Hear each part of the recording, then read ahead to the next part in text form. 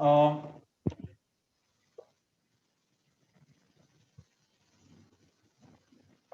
Now today we have Dr. Savita G. Lakkol as our guest speaker on research report writing.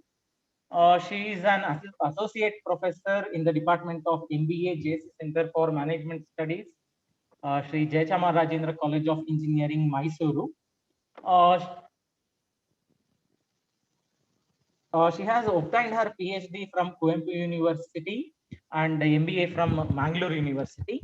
And currently, she is supervising many PhD scholars under her. And she has having experience in working with many MBA colleges across Karnataka, which includes JNNCE Shimoga. And her paper on 5 trillion economy, a dream or reality, was awarded as best paper and won a cash prize of 25,000 in the National Level Symposium. She has published research papers in peer-reviewed and indexed national and international journals. She also presented many papers in national and international conferences. The noted ones are 2 international BRICS Entrepreneurship Conference, ICIER, formulated and represented by IIM Bangalore from India in BRICS block. She has authored chapters by Springer publication on entrepreneurship in BRICS and on social entrepreneurship in BRICS, contributed book reviews on public policy book, I, the Citizen in Vikalp, that is an index journal by IIMA, China's Asian Dream in Journal of Contemporary Management Research, that is BIMS Trichy, and Transforming the School in Finance India.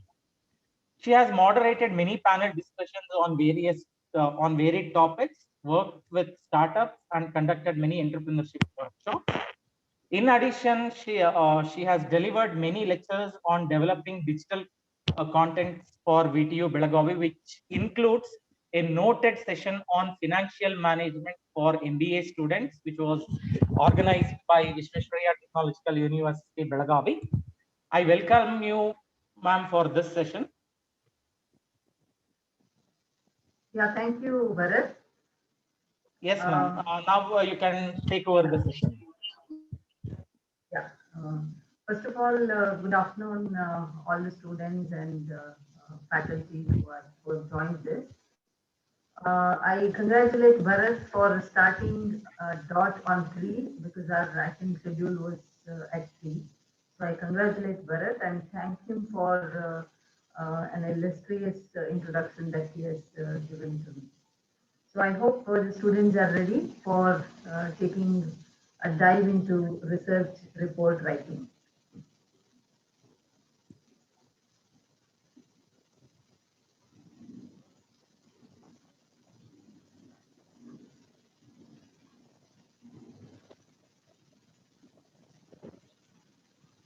Okay, so this presentation has mainly 4 sections. First, I am touching upon report as a means of communication, and it must have well-connected sections. So I'm going to explain how you have to, put together your report as a well-connected sections, and how you can plan report writing, as well as the general organizations and techniques. We are going in detail into all these. First, let me touch upon as a means of communication, how you should be writing your report. So the objective of the report, basically we need to understand that we are presenting this report to others to read it, to understand it, to scrutinize it, and maybe in your case as MBA students, you're also expecting that it will be evaluated and awarded some marks. So that being the objective of the report, your report presents the work to an outsider. So when normally, what happens is when we are writing the report, we know everything. So sometimes what happens, we are going to write the report in such a way as though we know everything. So we overlook a lot of areas that needs to be written. So I would suggest you that expression in your report must be very, very clear. That means you have to pay attention to all the details that you have gone through in the process of conducting your research, and that has to be clearly mentioned in your report. So what we have to bear in mind is that your report might be read by somebody who may not have authority on the subject. It happens because it is impossible for a faculty member to know each and every domain or each and every concept that is there in different disciplines of management. But as an evaluator, what he or she is looking at is the scientific approach that you have followed to put together your report. And in that process, if you are able to connect to the reader or an evaluator with a clear description of the concepts that you are trying to explain, analyze, and interpret, that would add value to your report and it will communicate clearly with the reader. So that should be the first objective of report writing. So we should be able to communicate very clearly with the reader what we have done, how we have done, and what we have achieved with the research. So for that, I would suggest use simple sentences with good quality words. Okay, so don't make your sentences too long. Like I keep getting this PhD student work. Sometimes, one sentence is one paragraph. It is 3-4 lines. It is very difficult to read and retain such sentences in the memory. And sometimes what happens when you make a sentence a paragraph, it happens that, it's so that the meaning of the sentence is lost. Sometimes there are repetitive ideas, and on the whole, it can lose the grip of what you would like to say.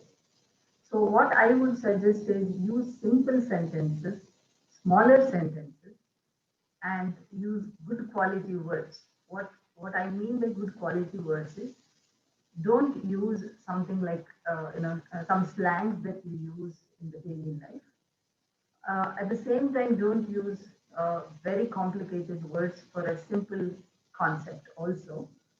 I mean, in case of concepts, you can't change the word, but what I'm trying to say is when you are narrating, don't use unnecessarily highly complex words because that may, um, the reader may lose out in reading. And always think that the reader doesn't know the topic. When you are trying to write any research paper, I mean, you can check this. Go to some of the highly indexed journals and try and pick up some topic. They are written in very simple words and very clearly the sentences are put together. And in a very simple manner, the topic is being conveyed and what is being done is also being conveyed. So always think that the reader doesn't know the topic. So each and everything that you have done in your research has to be recorded in order to bring clarity in the research report. And then you have to keep in mind the power of narration because in this digitized world wherein we are glued to a lot of gadgets, there is a possibility that we have been used to cut short a lot of things. What has become WT, here has become HR, here has become YR. So there is a lot of things like that. And even the sentences have become, very short. And sometimes we have an abbreviation for a sentence.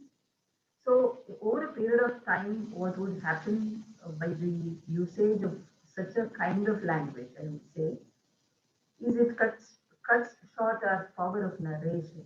So that means any report is like a story. You are trying to tell what you have done with respect to a concept to the reader. So you have to bear in mind that it has to be told in a meaningful way, in an interesting way, and you have to put it in a flow of things. So this power of narration is very, very important. It should not look like, it's let loose and it doesn't make any sense, because see, I'm sure you all must be watching a lot of, you know, serials and shows and movies on OTT platform. What is the power of narration there. If something is very loosely connected, then we don't get interest in watching such things. So the same thing happens in report writing also. So that is the first point that I wanted you to understand, that your report is a means of communication, and through that you are trying to communicate what you have done. So you have to keep in mind probably all these aspects before you put together your report. Let's move on to the next thing that you have to bear in mind before you start writing your report, is that it must have well-connected sections. In the sense, what happens is normally we have this problem when we look at the research projects of the students, as well as whenever we look at some research papers, these things are very common, that the sections are not well connected. So these are the 4 sections, they have to connect, otherwise the scientific approach of the writing has failed. So your title has to be clear, and that has to be reflected in your objectives. Sometimes what happens, your title says something, but your objectives are something else. I mean, your teachers must have pointed out that to you. Okay, so what you have to keep in mind is, whenever you are setting your objectives, you have to try and see that whether the title is according to the objectives. That matching has to be done. If the title is not matching the objectives and you want to pursue this objective, then you have to change the title of the report. So that has to be taken care of. Otherwise, it is not scientific. Similarly, data that you have collected, whether that will support the objectives that you set. That is also important. You say that my objective is to study the work-life balance among teachers, but you have collected data from IT professionals. That's what I mean, like, then it becomes not connected. Your objective is something else, but your data is collected on something else. Okay, so it is bound to happen sometimes. These things are very common in the reports. And even when you are writing research articles, you have to keep in mind these things to be avoided. And also methodology that you adopt, the data analysis tools that you adopt must support your objectives. If you want to study a causal study, then you have to use appropriate methods to identify the cause and effect. Okay? So similarly, I mean, if you are studying the variance, then there are variance tools that has to be used. Or you are trying to find the bilateral causality, there are bilateral causality tools. If you are studying something related to time series data, then there are different methods that has to be used. So I'm not going in detail into that, but because that's not the purview of this presentation, but you have to keep in mind what is that you want to do, and whether the methodology that you have chosen supports the objective that you have set for your report. So that becomes again, the third level connectivity is established once you take care of data as well as methodology.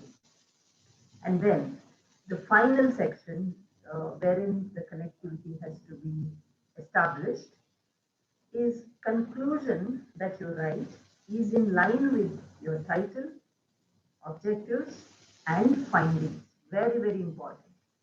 Sometimes, these students have a habit of writing whatever conclusion they have drawn, okay, which has got no connection with what your data has told, or it is nothing to do with your title or objectives.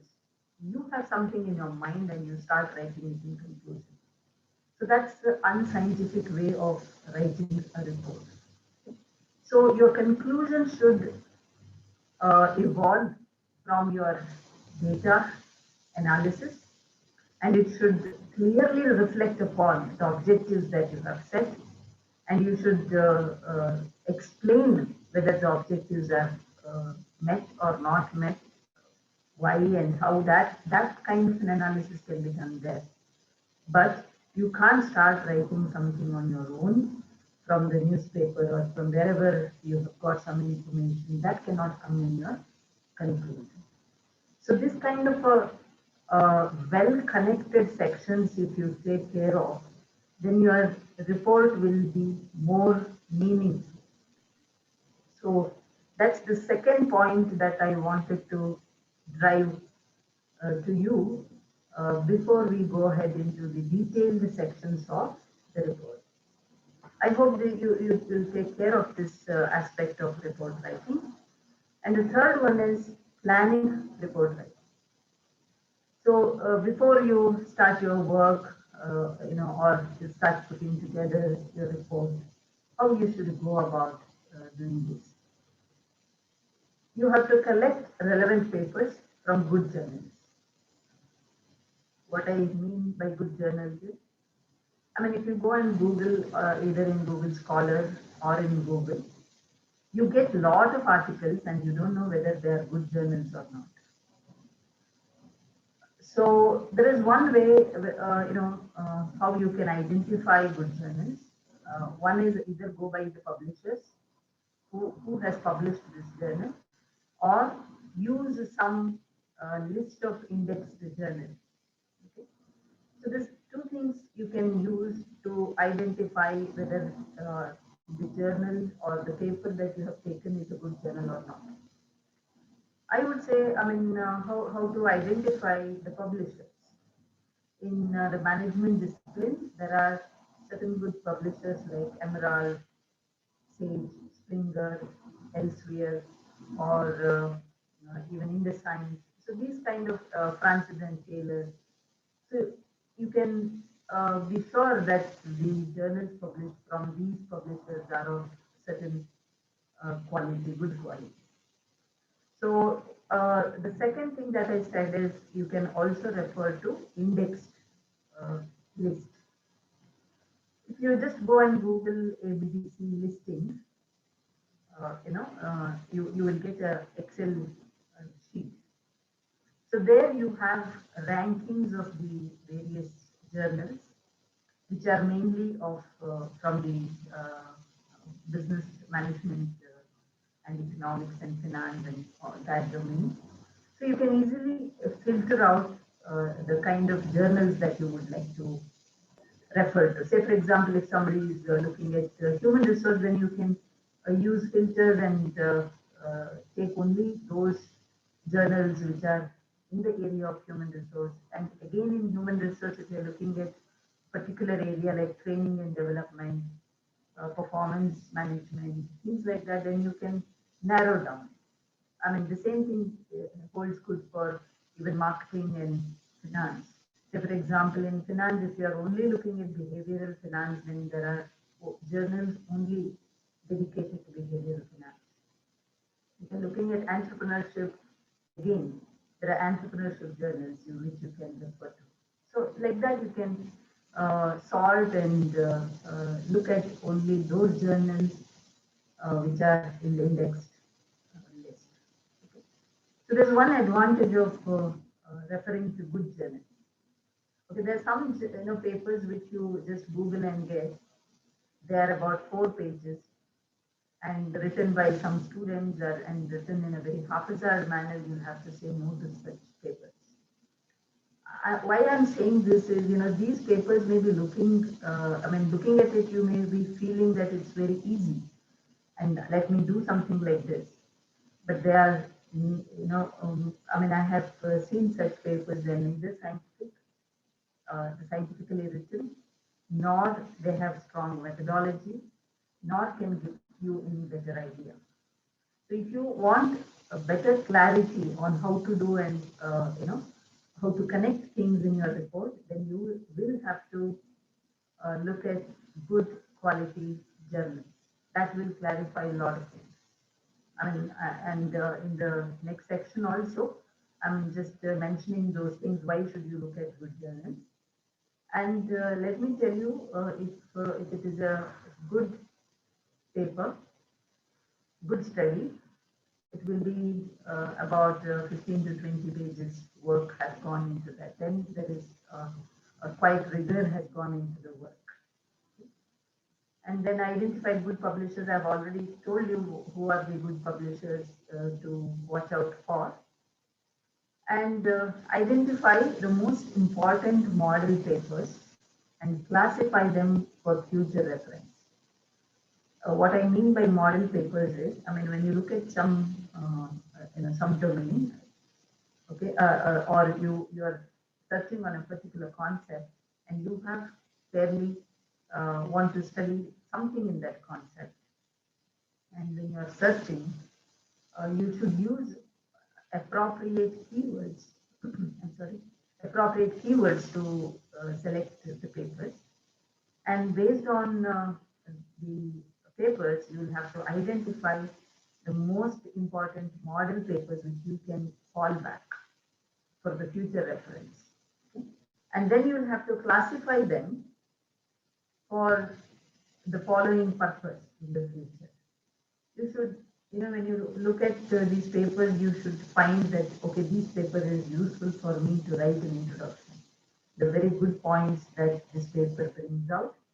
So I must use this paper for writing an introduction. A lot of input is available in this paper or in these papers, because obviously you can't write an introduction from one single paper. That's not correct. And then you may say some papers can be used for variable selection. Okay. So what are the relevant variables that you can use in your study? You can keep some papers for finalizing your variables of the study. And some papers can be kept for methodology reference. So, or maybe all the three are in one paper. It is also possible that in a well-written paper, all of it is in one paper. So you may find many papers like that, and then you will have to make a different folder, and that is like your reservoir. Any confusion happens or any reference you need with regard to writing an introduction, selecting a variable, finalizing your methodology, for everything you can fall back on this folder. So that's the third step, planning the report writing. So the main section, so this was like a prelude to the report writing, the first three steps that I have mentioned to you. The fourth one is the general organization of the report, how a report will be organized. It's more or less similar to a research article. Okay, there's a title. What should be the length of the title? It should not be more than 15 words. That's what they say. The reviewers of the reputed journals normally say that your title should not be more than 15 words, because then otherwise it will look like a paragraph. So you should avoid using more than 15 words. It should be well within 10 to 5 to 12 words or something like that. So that will make it more catchy. Followed by title, there is an abstract. Okay? I'm not talking about the other regulatory requirements that has to be gone into your report, and that will be taken care by the college or the university where you are trying to submit your report. After all that mandatory requirements are met, then comes the abstract, followed by the keywords, And then the next section will be introduction, literature review, data and methodology, results and discussion, conclusion, reference, appendix, appendices, and supplementary. So let us take one by one how we can look into detailing all of this. So section of the main report is this, title, abstract with viewers, introduction, review of literature, research design. So we'll take title first. As I already said, title should not be too lengthy. It should not look like a paragraph, but it must clearly answer the following questions. What will be researched in your report, and how it will be researched, and with whom, or in what context it is being studied? Say, for example, a study of, a comparison of Indian bank mergers. So it is stating that what is being researched. It is, bank mergers are being researched. How? Through a comparison, with whom it is not there because it's not about the investor or something like that. It is about the banks. With the banks we are studying, where it is Indian market we are studying. So something like that.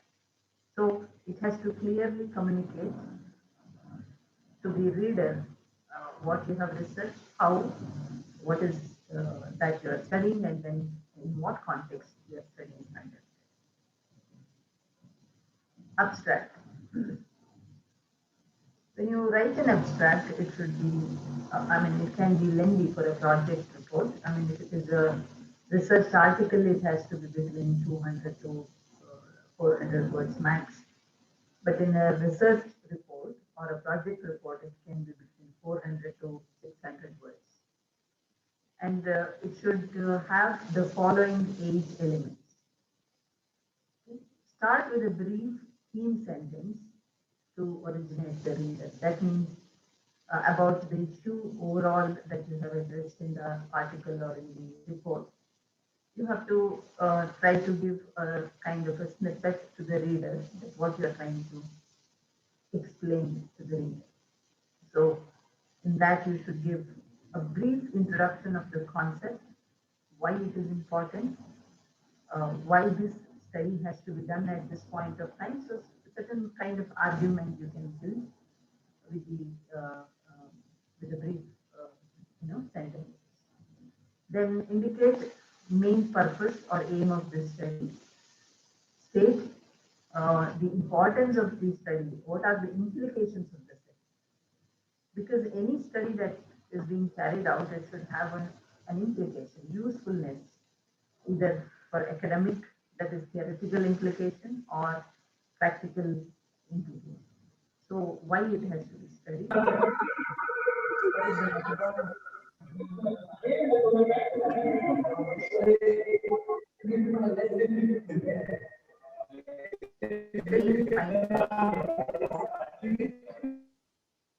A statement about contribution should be added, and the practical or managerial implications need to be added, and scope for future research can also be added in abstract. So more or less, whatever you have done in your report, it will be incorporated in your abstract without failing to mention all these aspects of your research. So keywords should follow the abstract. You need to consider the key concepts focused in the study. Okay, so that means to say, whatever the key concepts that you have tried to explain or interpret in your study, you will have to bring them as keywords. Identify 4 to 6 keywords. You can go up to 7, 8. That's not a problem, but mainly there has to be minimum of 4 to 6 keywords. Keywords play same role as JEL. That is, this JEL classification is there, wherein it helps you to categorize your paper into certain domains. If it's finance, economics, banking, what it is. So You can follow JEL classification because that helps us to search an article, like in any search engines like Google, Scopus, etc. So when some researcher uses the similar keywords, it is easy to find some articles in the area of interest. So that's the purpose of using keywords. So don't forget to use a very good keywords so that your work can attract a lot of search on the search engine. Yeah. Next, let's move on to the introduction. Let me first address some of the myths of introduction. There's a feeling amongst students that in introduction you can write anything on the concept. Very loosely, what they do is normally, out of my practical experience, I'm just sharing it with you. Whenever they Google up about that concept, whatever comes in the Google pages, they will just try to bring them together without putting their mind into it. That's a myth. Introduction is not something you can write everything or anything about the concept. Your introduction is something like, you are making an introductory remark on your topic or the concept that you are trying to study. It's something like, how the hero enters the screen. So that kind of importance should be given to writing an introduction. So typical project report can have a detailed introduction compared to a research article. In case of a research article, it need not have to be a detailed one because you can just plunge into the concept and then start explaining, the significance and what is the origin and development of the concept, and then you can move on to research review. Because there the idea is the one who is searching for this paper or reading this paper has a fair amount of understanding about the concept, so there's no need to go into the detail of the concept. But in case of a project report, you can have a detailed introduction about the topic that you've chosen, preferably about 6 pages, about 1,000 to 1,500 words you can use to write your. So that's about how long you can write. Now, that's about the quantity. Let's come to the quality of the introduction. What should you write in introduction section? Maybe you can bring in the elements like what is the origin of the concept or the thought or the model. For example, if you are studying some buying behavior model, who originated it, who proposed it, and when was it? The context with this person. Yeah, hello? Bharat? Yes, ma'am. Can you hear? Can I go ahead? Yes, ma'am. I can hear you. Okay. So I was just trying to tell you, if you are using certain model, then you can go into the origin of this model, who proposed this model, what was the context in which this model was developed, and later how it has evolved, and how many researchers have used this model and how it has evolved. So things like that. So you're trying to build a kind of case for yourself that this particular topic is worth studying. Specify the leading studies and leading contributors to this area, to this concept or a model or a thought, and justify as to why it is important topic of the study. Say, for example, if you look at any publisher today, you go to any publisher site today, they are asking you to contribute on COVID. It could be markets during the COVID situation, entrepreneurship during COVID, or policy situation during COVID. So you name it. Work, stress during HR issues during COVID. So all possible dimensions of this pandemic is being focused by many of the researchers. So it is easy when the pandemic is boiling, it is easy to justify as to why it is important topic of the study.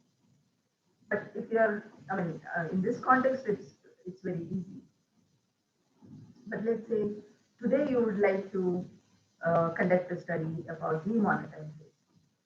Okay.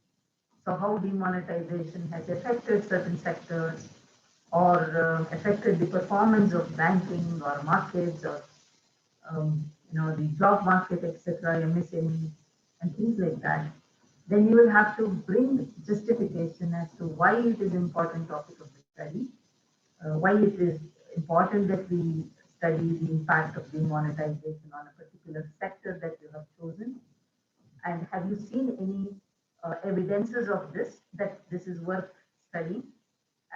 So basically what you're trying to do is you're trying to build your case. So justify the dimension of the concept or topic that you have chosen. As I said, this dimension is an important dimension that we need to study. That is the argument that you need to build in introduction. So if you can bring the conceptual development with the types, methods, etc., it's very good. You can do that. Develop the arguments justifying the title that you've chosen is very, very important, because that's how you can use the power of narration.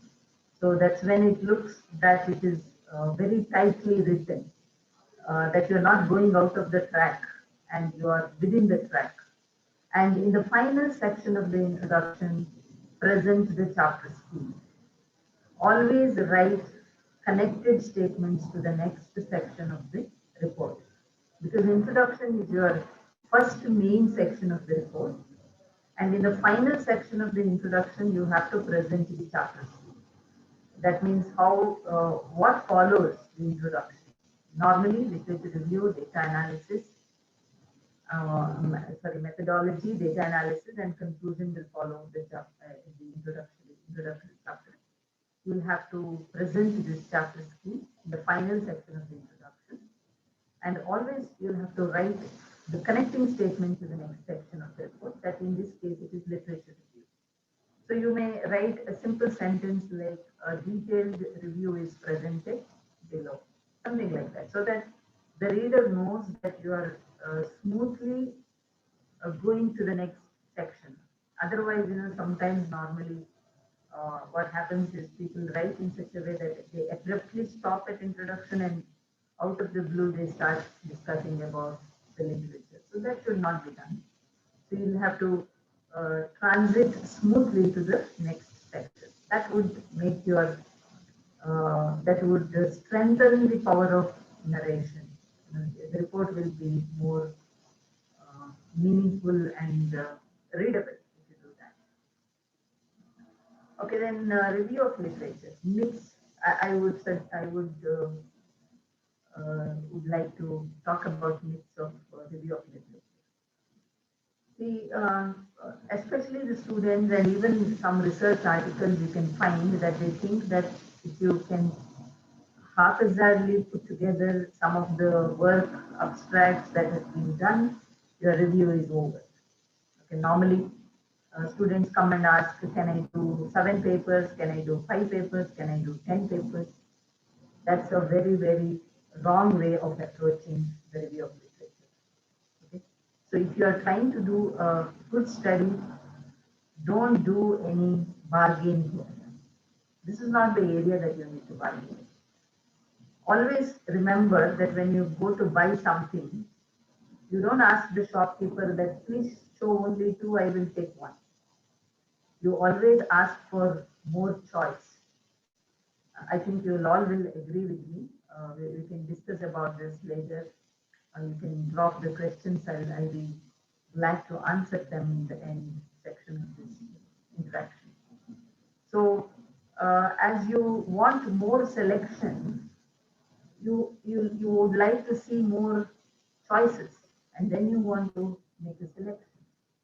Similarly, when you are doing a literature review, you are not spending any money, so don't bargain here. Look for as many papers as possible. Don't get frightened. And then sit and screen. remove all those papers which are not required. If you go with the blocked number that I need to look at only 10 papers, you know what is the possibility? The possibility is that you will only select the first 10 papers that will be displayed to you by Google search engine. And for all practical reasons, maybe they're not directly helping you or connected to the topic that you're studying. One or two may be connected, but 80% of them or 70% of them may not be of great use to you. So then, if this is the myth that you have to break, that you should take only 6 papers, 7 papers, 10 papers. There's nothing like that.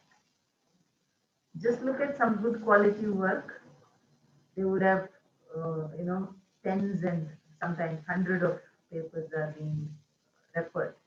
So I'm not expecting you to do that because you're all students, I know. But still, don't do any kind of, don't be miser here. Be generous, look for more papers, and get more ideas.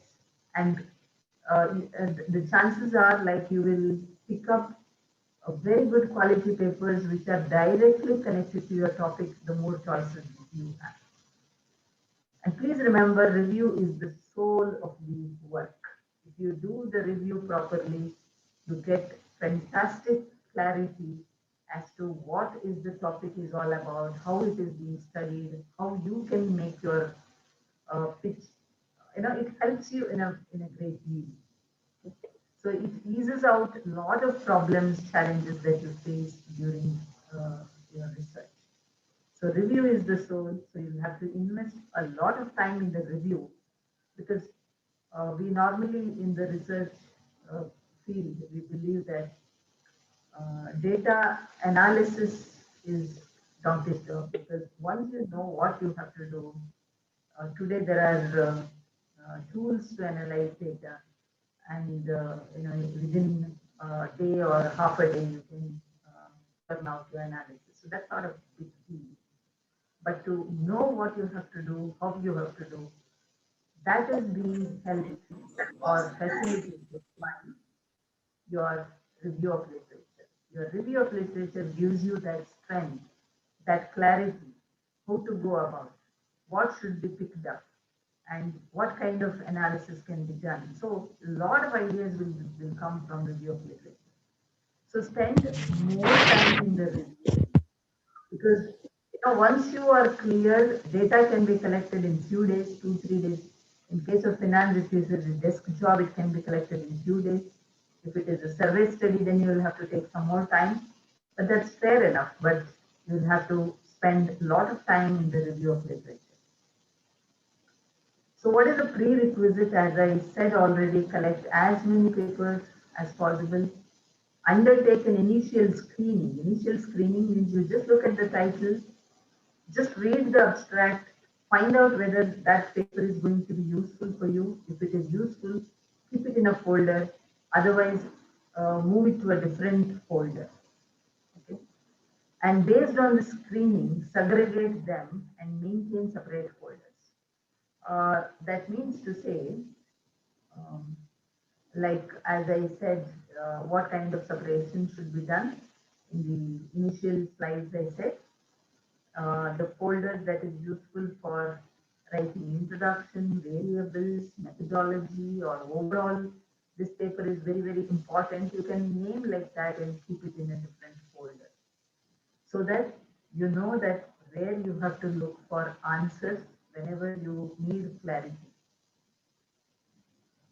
Please remember, your faculties are guiding not only you, but along with you, there are many students that will be guiding.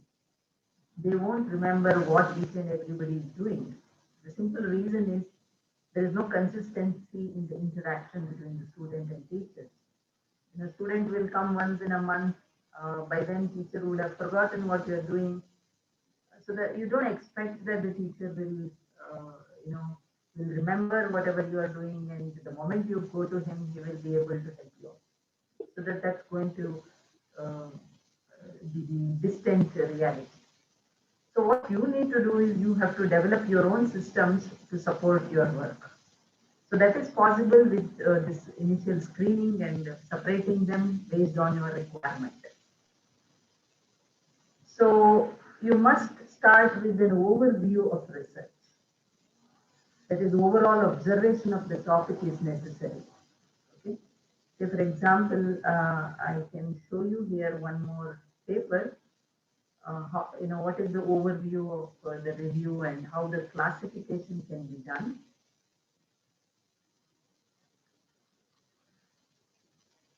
Bharat, can you see this article?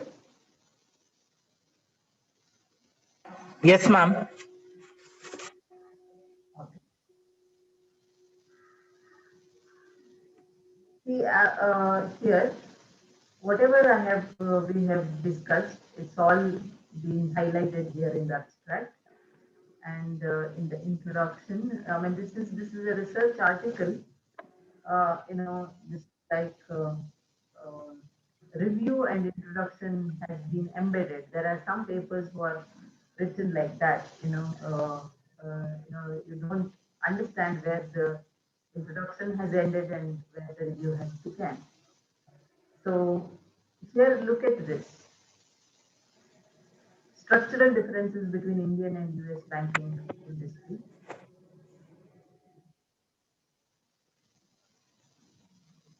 This is one, um, dimension they have reviewed. To support that, they have brought in a lot of papers. Consolidation processes and phases, for that they have brought in some papers. M&A activity and post-merger performance relationships.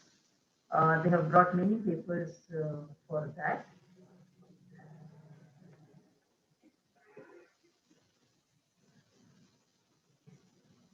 Okay, so there are about 3 to 4 sections they have identified.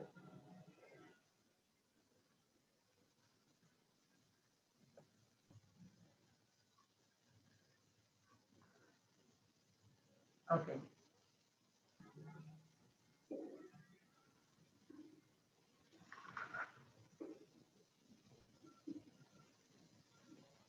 Okay. So overall observation of the topic is necessary. That is, you can observe what is the main dimensions or the areas of the topic that you are studying, how this is being studied by different researchers. There is no limitation on the number of pages in papers that you have to refer to. Like, there's nothing like you have to write only 5 pages review or only 10 papers should be considered, nothing like that. Because it has to be meaningful, it has to capture whatever work that has been done in the area, and it should be able to justify the, the choice of the topic. So putting limitations here will be meaningless. So the scheme of the review may be presented. That means, um, how the review is being carried forward.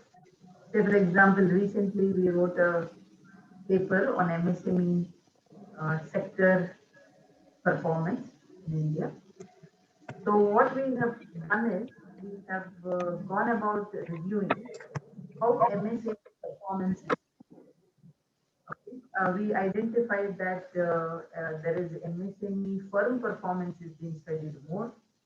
We also identified that these studies are more concentrating on mainly on emerging economies, and we also identified that in the firm level performance they have focused on certain firm level variables and entrepreneur variables.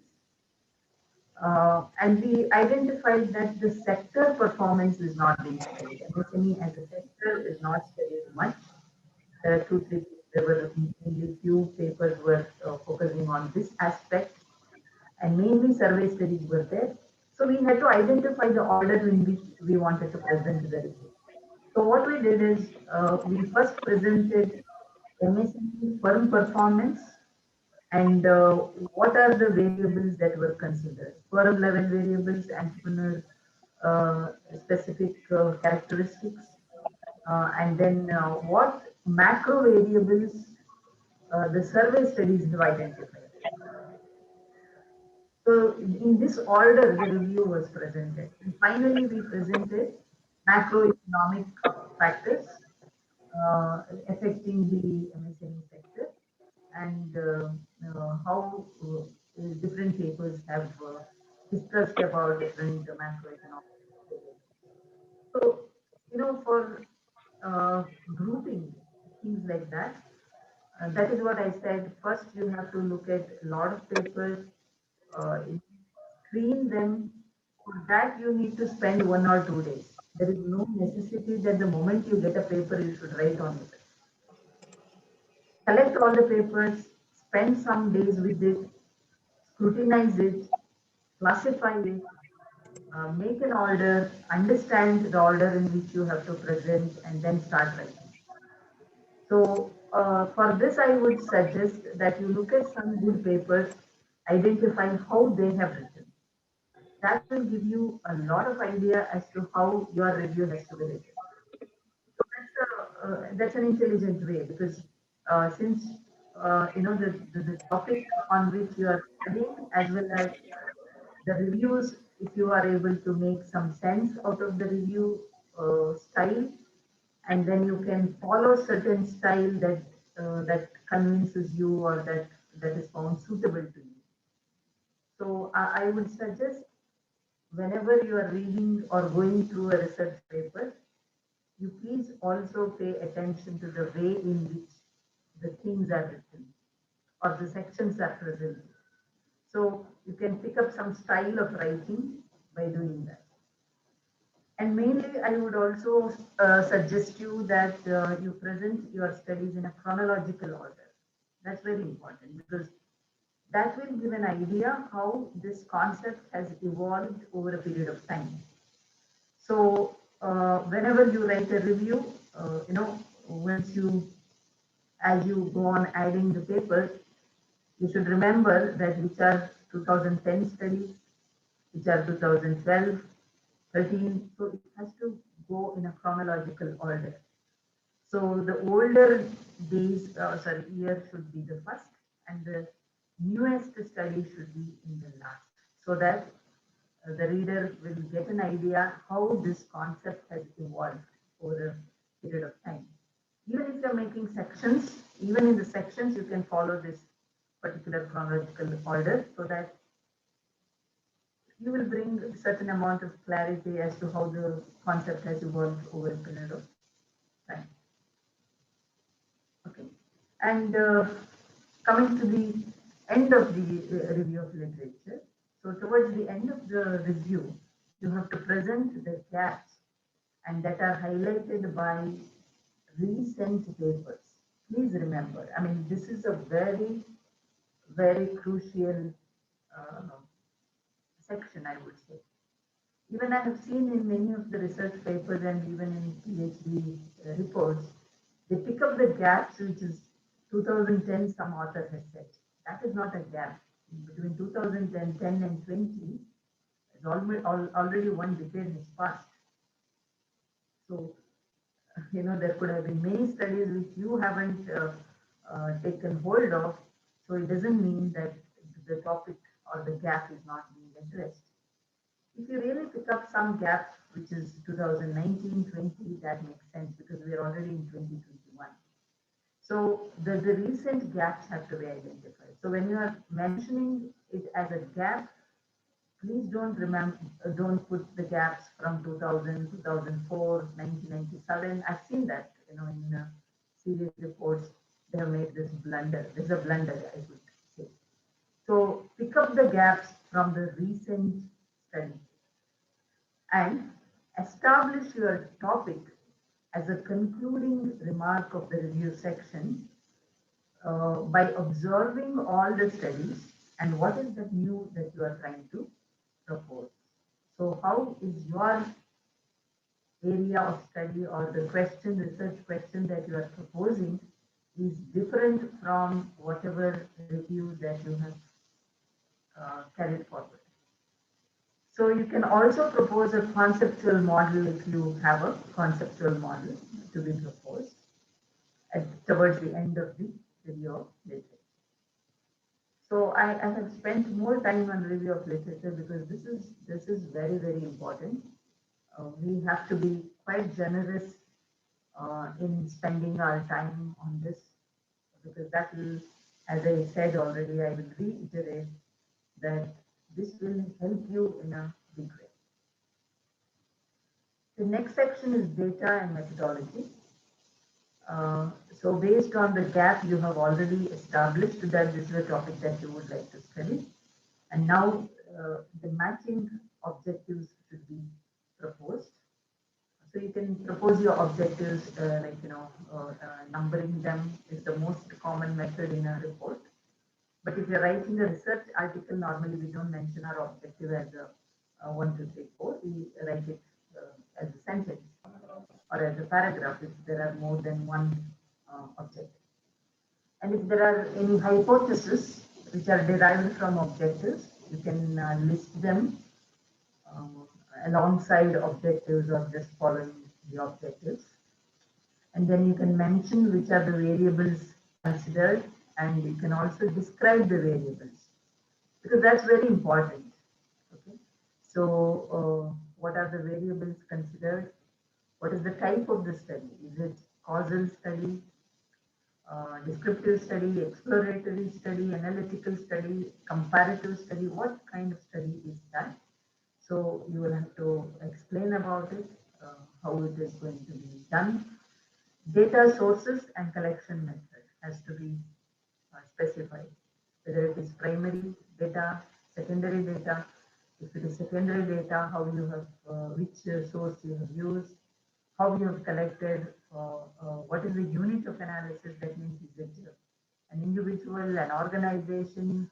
What is it that you have studied? A society, a country? What is that? Is your unit of analysis on which you have collected data. Say, for example, we are doing a study on top 10 economies, the global financial development indicators. On that, we are making a study. Their unit of analysis is the countries themselves, because we are focusing on the top 10 economies, considering their GDP size. So if a survey is done, explain the instrument. That means how many questions are there, on what variables you have collected the questions, how many questions on each variable, like question number 1 to 6 is on motivation, question number 7 to 14 is on some other variable. So you have to explain your instrument thoroughly. And please remember again to write this section, please go back, fall back on your literature review. That means fall back on your model papers. Get idea how to write this. Okay, so that will help you a lot, because if you're following some model paper, then how they have written, that will give you some idea how you can write about your instrument. Or if you're using the same instrument as somebody already prepared questionnaire, then you can mention that this questionnaire was developed by so and so, and I'm using it in my study, and this instrument has so many questions, and how the questions are asked. All those things you can mention. So for everything you can get an idea from the model papers. The location of the survey can be mentioned. Where did you collect? Is it in Bangalore, Mysuru, Madras, South India, North India? Where? So you can mention like that. So if secondary source is used, specify the time period. That means normally in secondary data, have you used monthly data, daily data, or yearly data, quarterly data, for how many years or how many days you have collected the data? So all that has to be specified if secondary source is being used. And to continue the data and methodology, next, you can explain the statistical tools used, which are the tools that you have used, and provide clear formulas and explanations so that the reader understands what you have done and how you have done. Justify the use of method, why this method has to be used, with any reference paper if you find if that can be used, and explain the scope of the study, how it is being carried out. Say, for example, it's very important to specify sometimes. So, say, for example, if you say manufacturing companies, which manufacturing companies you have taken or the sectors that you've chosen. So, in our study, manufacturing means this. Okay, so you may have to specify that. Or say sometimes you say that youth is our study. What is youth? Even 15-year-old is also young. 25 years also can be young. 30 years also can be young. Some people can argue 40 is also young. So you will have to specify. In my study, young means this. Then coming to limitations, you will have to specify the boundaries. Please remember, limitation doesn't mean that it has lot of disadvantages. In social science, we have to specify the boundaries within which we are conducting the study. Okay, because see, as I and you are, let's say I'm conducting an interview of a person to capture how the person has performed during work from home, assignment. So as I am talking to the person, there could be a lot of things that is happening which we are not capturing. Okay, maybe it is happening, in his company, in the economy, or in his own job profile. The things are changing which we are not aware, and we are not capturing that. So we have to specify what are the boundaries within which we are trying to work. Maybe you are using, say, for example, to understand buyer behavior models. Let us say there are 3 models. You must say that I am using only this model. I'm not using the other 2 models. That's the boundary. So you are using an X model to study. So the boundaries has to be specified very clearly, and study implication can be brought, that is theoretical and managerial significance of the study. Theoretical contribution, how it is going to explain the phenomenon that you are trying to study. What is the managerial usefulness of the study findings? Can you put forward some thoughts into it and interpret what is the managerial implications? So this is about data and methodology. The 4th section is data analysis. So start with a connecting note to previous section, that is design and methodology section, research design and methodology section. So incorporate the flow of the data presentation.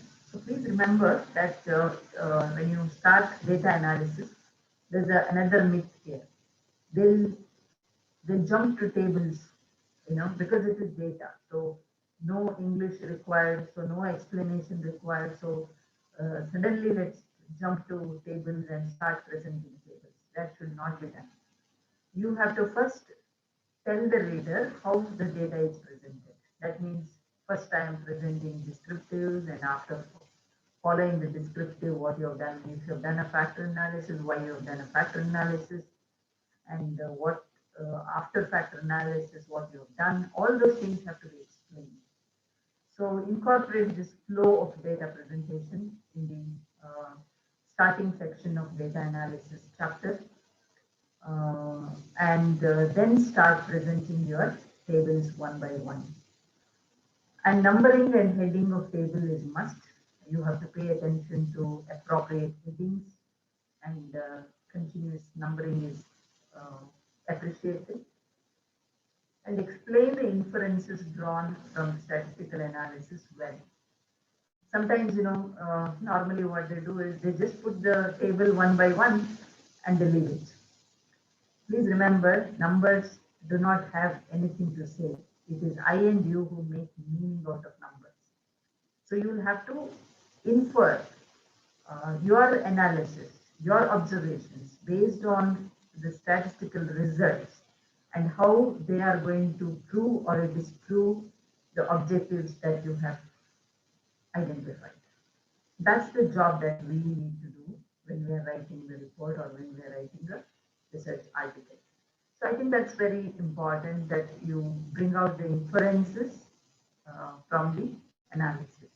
And for this also, again, you can go back to your model papers, try and find out how they have analyzed, how they have interpreted, and can you get some clues and ideas how to write your analysis. And try and find how similar or different your results are, and try to cite those relevant authors. Maybe your results are consistent with some of the few studies, or it may be different, or from the past studies. So you may bring those authors that my study is consistent with these studies, my results are consistent with these studies, and my results are not matching with some of the previous studies. You can quote with authors, and that will make your analysis more robust. I mean, I know that I'm asking too much from a management student, but if you pay attention, you'll understand whatever I am saying. You can go back and check a good quality paper, and that would have definitely in the same manner in which I am specifying to you. And data analysis I have not put here. It should be not less than 1,000 to 1,500 to 2,000 words, especially in a report. The number that I'm specifying about 1,500 to 2,500 words is expected in a good quality research paper. Okay, so if it is less than that in a research project, that would be not good. So since it is a research project, you can bring almost all the tables into your report, and you can explain, and then it can be elaborate. So that's what I am going to say. So going ahead with data analysis, as I said, table per se has no meaning. We have to make meaning for each and every table. Highlight whether the objective of the study is met by the result. Make sure data analysis is presented in the order in which the objectives are stated or hypothesis statements are made. That's very, very important. That will bring a lot of clarity to your report. That means the objective one, what is the analysis that is being done? And then objective two, if you have many objectives, you can have the same flow of presenting the results in your data analysis section. Okay, the finally conclusion, it is the conclusion of your report, not the conclusion of my presentation. In the research report, the conclusion can be detailed. Okay? Conclude major study findings in an order again. Okay, the order in which the study findings are presented in a similar way, you can bring them together in the conclusion. Sum up your findings, highlight the significant outcomes of your study once again in the light of the results that you have obtained. And again, once again, you can say that how your results are consistent or inconsistent with other studies. Outline any implications or recommendations indicated by the findings to the policy makers or corporate decision makers or managers. And to discuss the limitation of your study and indicate how future research can incorporate those areas that you have neglected. So that can be done. So that's very important that you also suggest the future references. This is the subsection, not the main section of your report. After conclusion, you will present your references.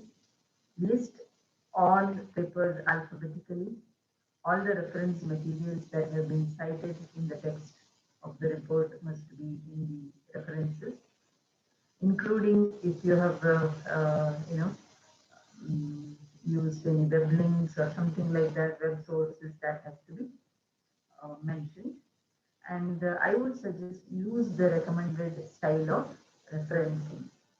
I can show you now how to use the recommended style of referencing. I'll take it up once this PPT is done. So in the appendix, you can put relevant details such as if you've used any letter to the participants or at the organization if you've taken any permission, present the details of the questionnaire. Sometimes questionnaire will be attached, survey instrument or interview if you have done. Those things can be in the appendix. Relevant documents like reports, policies, historical documents, if anything is being used. Master tables can be in appendix. Sometimes you prepare a master table and then from there you synthesize. So master tables cannot come to main analysis. There's no space for it and it doesn't make any sense. So you put it in appendix. And any other supplementary material required. So you can also present them towards the end of the report. So before we start taking questions, I would like to show you how to cite an article. I think you must be knowing this, but nevertheless, I would.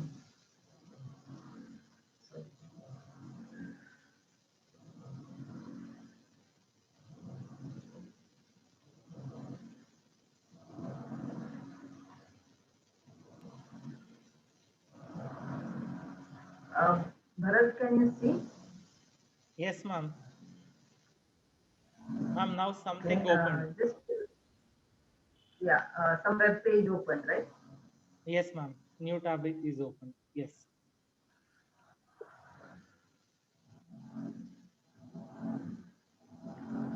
So I'll go to Google Scholar.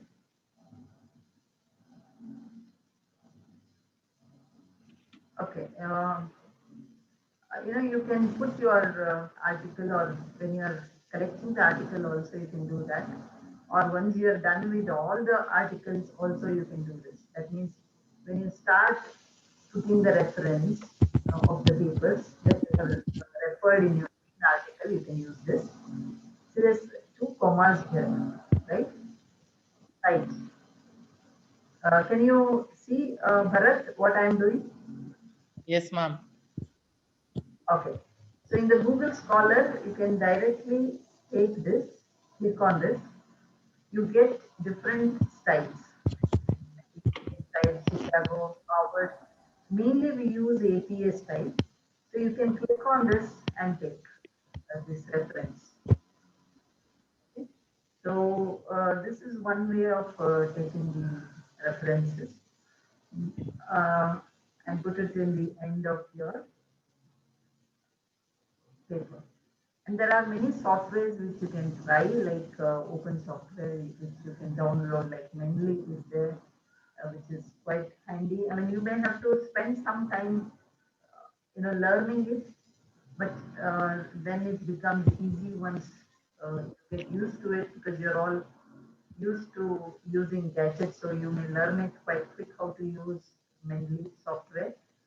You may find some YouTube channels also how to use Mendeley, Mendeley. And then Zotero is there, Zotero. You can download that and incorporate in your browser so that you can use it whenever you require. And that will also help you uh, in citing, how to cite in a particular style in the main body of your article, as well as how to put the reference.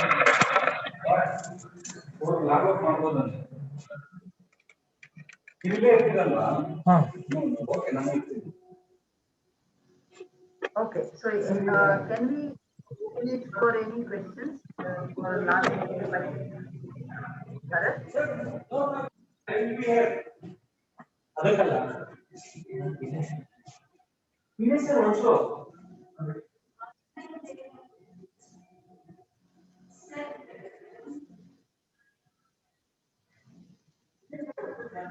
Hello, Bharat.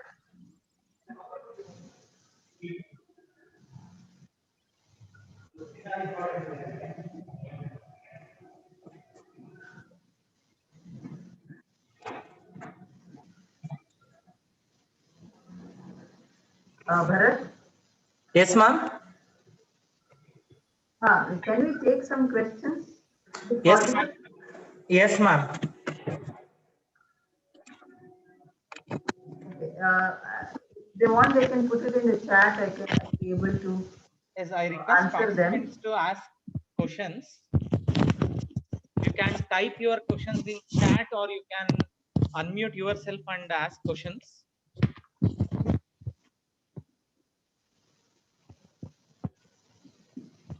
Any participant, even they can raise their hands.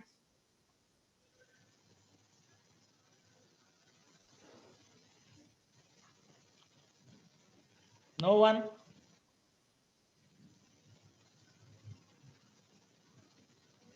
No questions. Yes. Uh, yes, ma'am. We have one question in chat. Okay. Hello. Ma'am, Yeah. the question is posted by a student named Mamata TN. Mohammed, yeah. How Please to tell us how select to the, select the topic. yes. This is a very good question that Mamata has asked. How to select a relevant topic. So I would suggest when you select the topic, before you finalize on the topic, you must have a fair understanding of the area in which you would like to study. Say, for example, I'll just give an example. I would like to study on demonetization, something like that.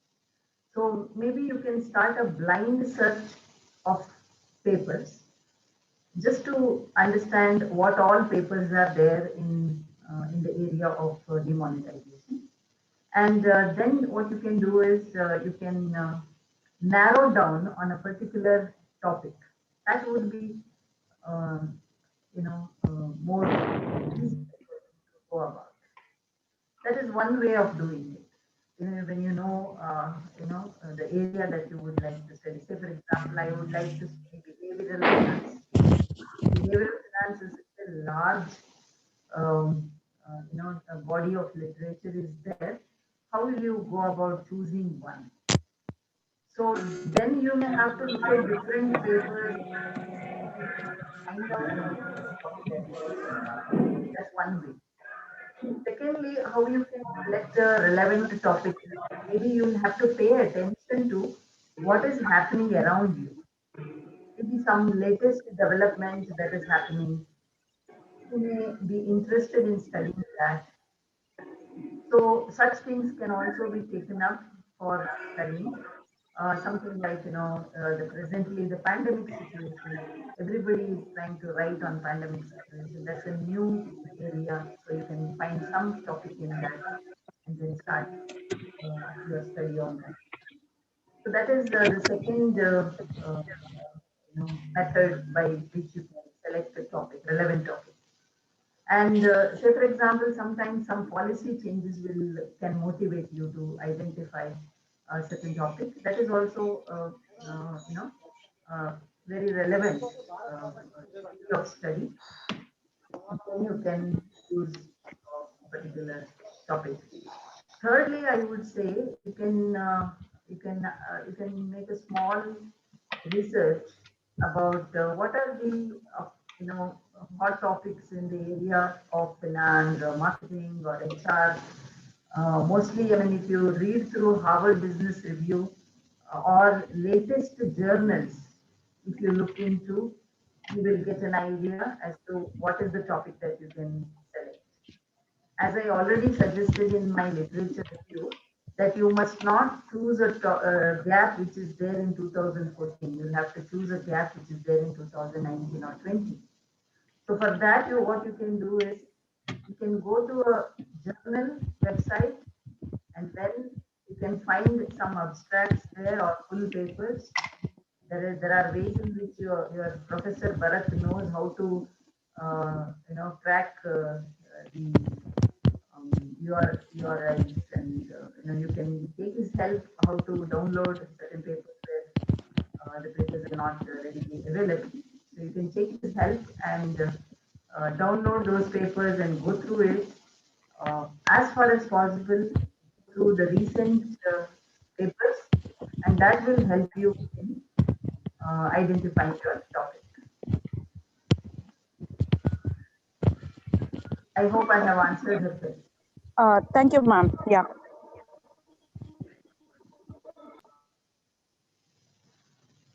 Okay. Yes, any others having any other questions? Any others?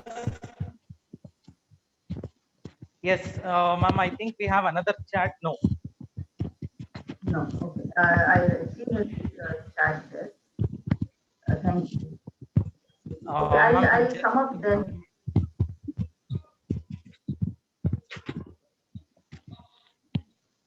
Can I sum up, Bharat, if they have no questions?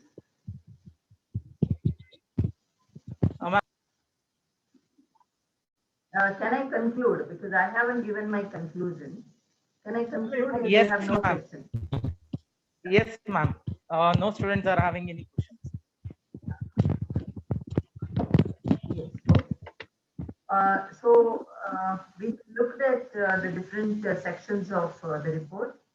I can share this PowerPoint with your coordinator and you can take it from him.